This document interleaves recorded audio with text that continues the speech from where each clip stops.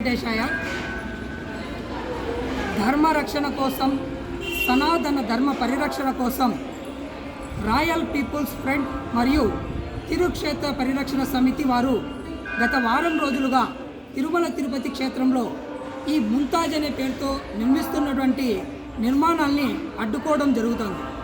ఏ సమయాన్ని కానీ వారి ప్రాణాలను సైతం అడ్డుపెట్టి ఇటువంటి పుణ్యక్షేత్రంలో అటువంటి నిర్ణయాలు హర్షించదగింది కాదు. ప్రతి ఒక్క హిందూ బంధువు దాన్ని వ్యతిరేకించాలని చెప్పి గత వారం రోజులుగా మన రాయల్ పీపుల్స్ ఫ్రంట్ అధినేత శ్రీ తిరుమల రెడ్డి రిషేఖర్ రాయల్ గారు మరియు హిందూ ధార్మిక సంస్థలు సంయుక్తంగా పోరాడే క్రమంలోనే నిన్నటి రోజు తిరుమల తిరుపతి దేవస్థానం మొట్టమొదటి బోర్డు సమావేశం ఏర్పాటు చేయడం జరిగింది.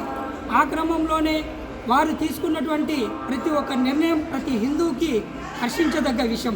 ఎందుకంటే గత ఎన్నో ఏళ్ల తరపున ప్రతి ఒక్క హిందూ బంధువు ఆత్మవేదన ఏమంటే శ్రీ తిరుమల తిరుపతి దేవస్థానంలో కలియుగ వెంకటేశ్వర స్వామి మీద భక్తిభావం మనస వాచ కర్మన వారి పట్ల వారికి భక్తిభావం లేనప్పుడు అన్యమతస్థులు హిందూ సాంప్రదాయాలను ఏమాత్రం గౌరవం చేయరు.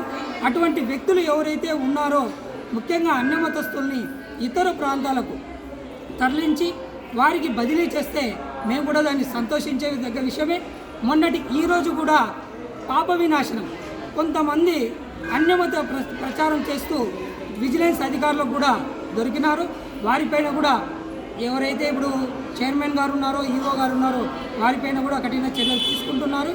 అదే క్రమంలోనే మన రాయల్ పీపుల్స్ ఫ్రంట్ ఎప్పుడు కూడా హిందూ ధర్మ పరిరక్షణ కోసం నిత్యం కృషి చేస్తూ ఉంటుంది. హిందువులు అంతా మన బంధువులే.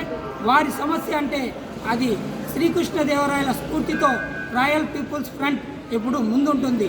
ఈ క్రమంలోనే టీటీడీ బోర్డు తీసుకున్నటువంటి ముఖ్యమైన నిర్ణయాల్లో ఏదైతే తిరుమల తిరుపతి దేవస్థానంకి వచ్చే భక్తులకు టూరిస్ట్ వారు తీసుకుంటున్నటువంటి వారిని టూరిస్ట్ విధానాన్ని వ్యతిరేకించడం, శ్రీవాణి ట్రస్ట్ ద్వారా భక్తులు ఇచ్చే విరాళాన్ని తమ ఖాతాల్లో కాకుండా టీటీడీ ట్రస్ట్ ఖాతాల్లోకి మళ్లించడం, ముఖ్యంగా అన్నదాన క్షేత్రంలో మరిన్ని భక్తులకి మరింత సౌకర్యాన్ని ఏర్పాటు చేయడం, ముంతాజ్ హోటల్ని అడ్డుకోవడం, ఇటువంటి ఎవరైతే గత ప్రభుత్వం అనాలోచితంగా వాళ్ళ స్వార్థ ప్రయోజనాల కోసం దేవలోక్ అనే భూమిని వాళ్ళ శారదాపీఠం వారికి ఇవ్వడం జరిగింది. దాన్ని కూడా వెనక్కి తీసుకోవడం హర్షించదగ్గ విషయం.